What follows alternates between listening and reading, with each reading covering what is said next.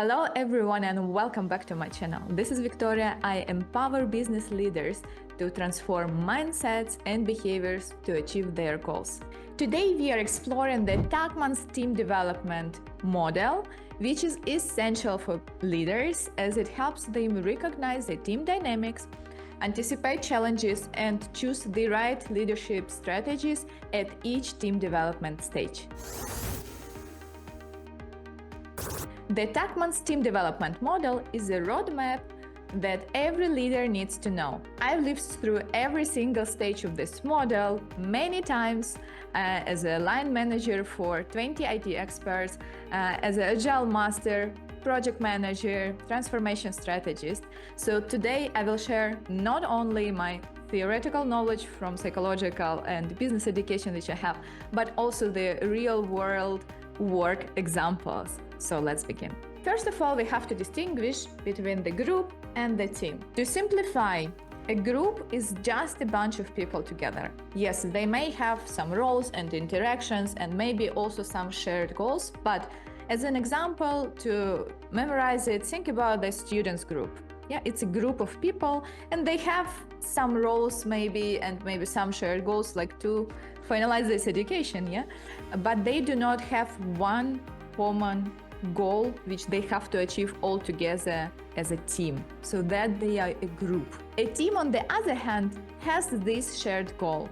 For example, the football team has a common shared goal to win this competition, or the project team has a shared goal to complete the milestone or the whole product upon the given deadline.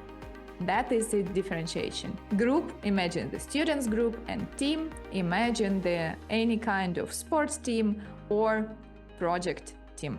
Each team is a group, but not each group is a team. And just because you call the group of people or co-workers a team, they do not become magically a team. For that, they have to go through all the stages of team development. So let's break them down. The first stage is forming, the honeymoon phase. In this phase, everyone is nice, polite, enthusiastic, and just trying to figure things out. Think about the first date when people are trying to show their best behaviors and personalities, maybe achievements, and trying to be very nice and positive.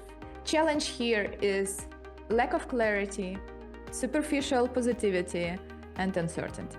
Leader's role here is very important. We have to set up clear goals, that common goal upon which the whole team will work.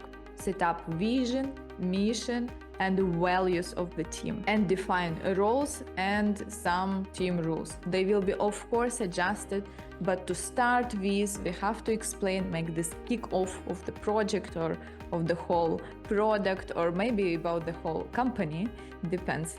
But we have to explain what's going on here, what we want to achieve all together, and how we are going to do this. By the way, if you need any support with identifying vision, mission, and values for your team, just let me know. The second stage is storming, which is why is everyone annoying me phase. So the work begins and the reality sets in. And out of very polite and super artificially nice and positive team, people start to figure out that they have different opinions on something, that they want to implement something in different ways and see perspectives from different point of views. So they start arguing and maybe conflicting. And those conflicts of how to achieve some stuff, how to implement tasks, and about roles and responsibilities and authorities would be very exhausting. So challenges here are ego clashing, frustration, miscommunication, lots of conflicts. So here the role of the leader is super crucial. We have to mediate, facilitate, and navigate those conflicts, because conflicts can potentially lead to innovation, because these are different perspectives on the things we are doing.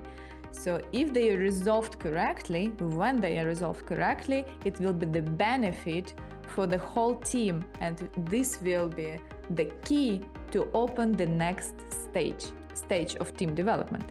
If you're struggling to identify which stage your team is currently in and what your actions and strategies should be, reach out to me.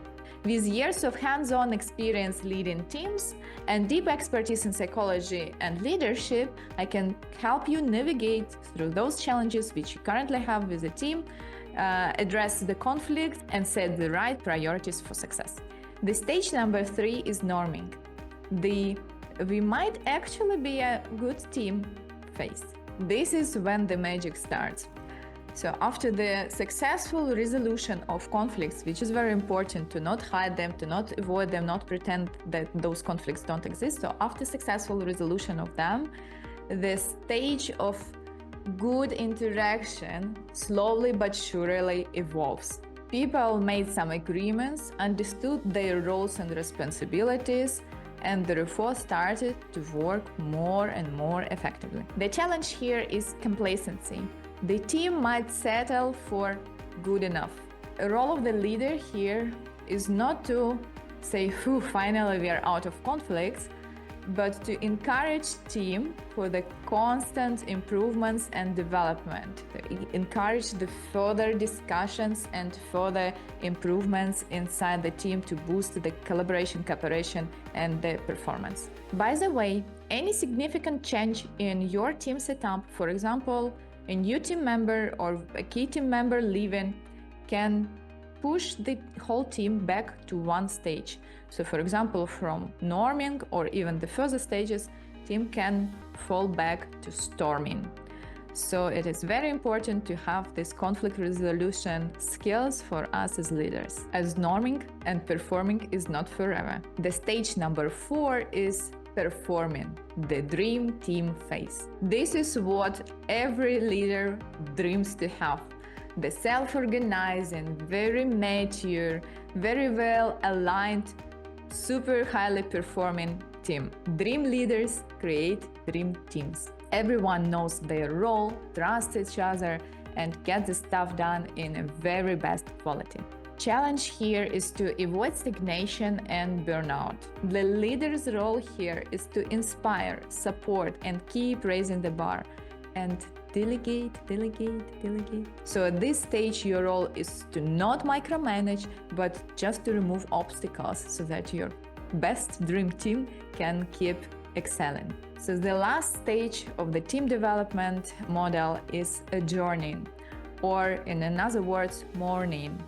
So the bittersweet goodbye phase. Usually it happens in the end of the project phase or of the project fully completely, and this feeling of you're ending the school or university and it was nice and cool and you want to say thank you and you don't want to leave but you want to leave, so this bittersweet feelings of inevitable. The challenge here is disengagement and uncertainty about the future. So the leader's role here is to support this process and make a very good lessons learned and retrospective for the whole project or project phase, and to acknowledge achievements and to think about the potential improvements for future projects and to support people personally in their next potential stage. And of course, it is still important to keep people motivated to finalize the current project. It could be weeks or even months of work, so people still have to perform to finalize everything which we were doing before, as well as to dedicate some time to think how was it and what we are going to do in future. So let's sum up.